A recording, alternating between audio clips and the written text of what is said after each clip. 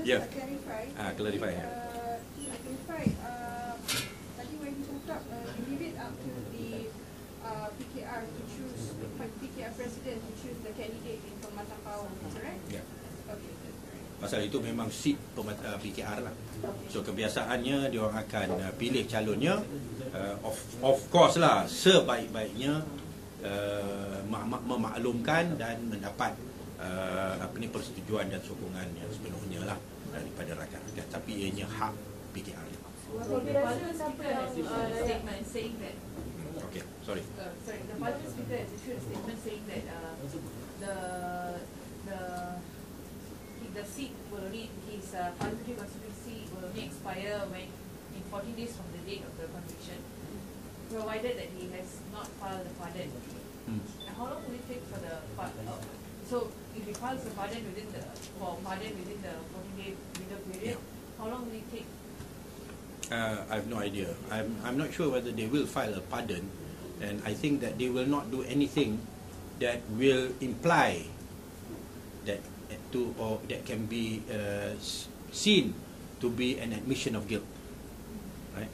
So an application of for pardon may have that implication. So that would not be something which I think that Datuk Seri Anwar will consider, because if it is tantamount to being an admission of guilt, then it would obviously be something which he himself would not find acceptable. Right? Wabi mengenai jawatan Ketua Pangkam Wabi, adakah Wabi setuju Azmin Ali dilantik Tuan Anwar? Itu terpulang pada pimpinan untuk berbincang. Saya tak fikirkan lagi. Adakah dah lepas Wabi rasa seperti lepas pula jadi Ketua Pembangkang? Ya? Macam mana? Wabi rasa lepas ni pas pula patut menjawab sebagai Ketua Pembangkang? Itu terserah kepada Majlis Presiden untuk berbincang ni. Ya. Wabi PAS Terengganu mencadangkan Haji Hadi jadi Ketua Pembangkang. PAS Terengganu mencadangkan Haji Hadi untuk semua jawatan. tak menjadi satu yang menghairankan. Pandangan pribadi Haji? Ya. Kiranya ianya dipersetujui oleh Majlis Presiden, tak ada masalah. Yang pentingnya Pakatan Rakyat adalah bukan milik PAS, bukan milik PKR dan bukan milik DAP. Maka siapa yang nak dijadikan sebagai Ketua Pembangkang semestinya dibincang dan dipersetujui oleh semua. Bagi saya, siapa saja yang dipersetujui kita sokong. Kerana seperti mana yang saya sebutkan tadi, Pakatan Rakyat adalah gabungan tiga parti, ketiga parti kesemuanya mempunyai kekuatan masing-masing. Siapa yang dipilih basically akan menjadi sebagai simbol, ya? Bukan sebagai seorang yang mempunyai kuasa yang mutlak yang boleh merubah, ya, parti-parti dan menidakkan kekuatan parti masing-masing, kekuatan parti-parti masing-masing. Ya? Salah setempat ke? Saya? Salah setempat. Masalah setempat. Tak sihat ke? Sampah ke? Tu mungkin kemudian sikit kot, kalau ada. Ya. Komen Wabi apabila ucapan Datuk Seri Hadi kepada Anwar ni dilihat juga sebagai kenyataan terbuat jadi untuk memberitahu bahawa perlunya melaksanakan hudud. Dia kata hudud ke dia cakap apa? Undang-undang syariah. Dia kata undang-undang syariah kan. Menurut saya hudud. Hudud sebahagian je. Hudud tu yang bahagian yang terkecil. Kalau ada satu kitab yang 100 muka surat, yang hudud tu mungkin 10 muka surat. Kerana yang sebelum tu adalah hukum qisas dan ta'zir. Ya. So hudud ni berhubung dengan 4 hingga 6 kesalahan. Itu saja. So the last, normally it will be dalam kitab undang-undang syariah tu, hudud ni the last few pages. So dalam soal pelaksanaan hukum undang-undang syariah itu, memang itulah dasar yang diperjuangkan oleh PAS. So apa yang Ustaz Hadi sebut itu adalah satu perkara yang selarilah dengan pendirian PAS. Hanya ada seorang wartawan yang telefon saya semalam tanya pasal benda ni. Siapa yang call? Ada dia tahu tak? Ha? Daripada Melayu ke, daripada Star ke, tak tahu. Tak ada. Tak apalah, dia tanya saya, soalannya ialah bagaimana dengan pelaksanaan undang-undang syariah, maka Anwar Ibrahim akan didapati tidak bersalah. Did any of you call me to ask that question? To clarify? But the argument is that there's no four witnesses, right? There is no? No, I didn't call him. You didn't call me? I didn't call him, but someone else I called had said that the argument is because there's no four witnesses. No, that's not the right answer. Dia macam ni, dia dalam hukum syarat Islam ni, yang kes yang seperti Saiful ni, ya, dia tidak timbul soal 4 saksi.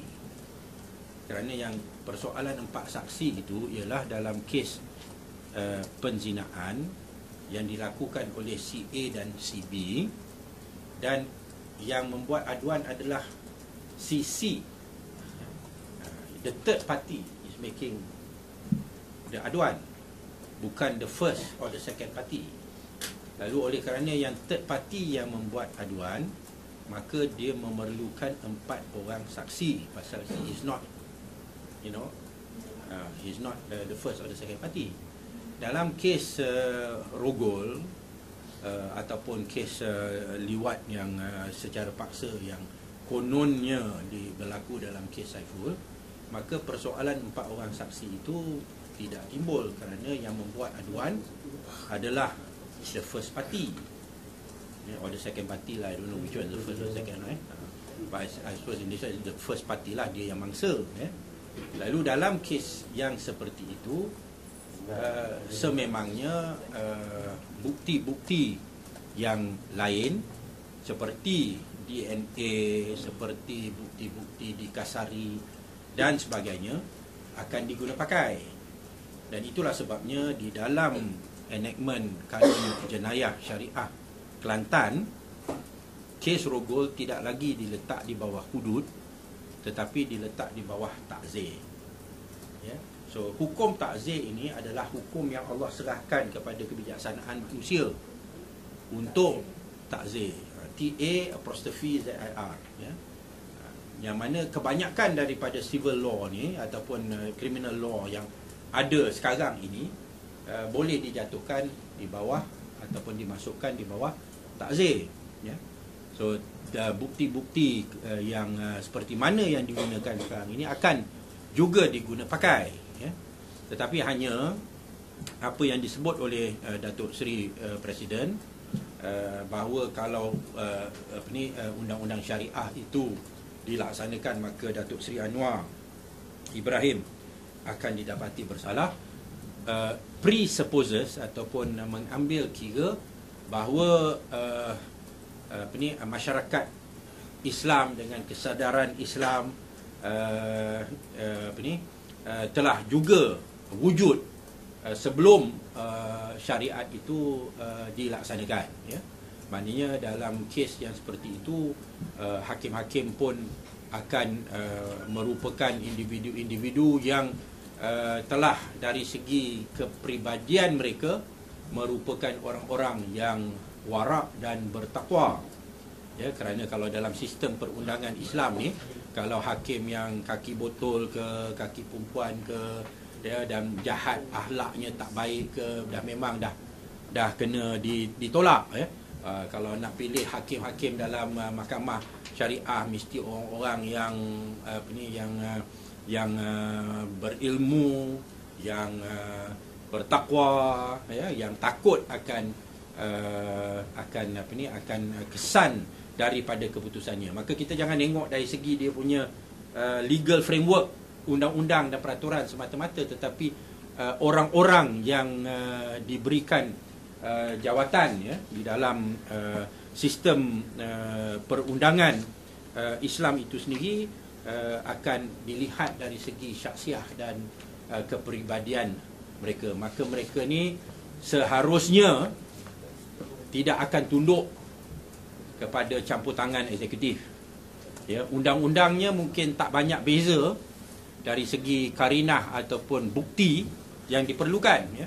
Tetapi mereka tidak akan berani untuk tunduk kepada tuntutan pihak berkuasa kerana mereka akan memahami bahawa ada implikasinya di hari akhirat kelak, ya. Seperti mana hadis Rasulullah SAW yang mana Nabi telah bersabda, hakim itu ada 3, ya. Hakim itu ada 3.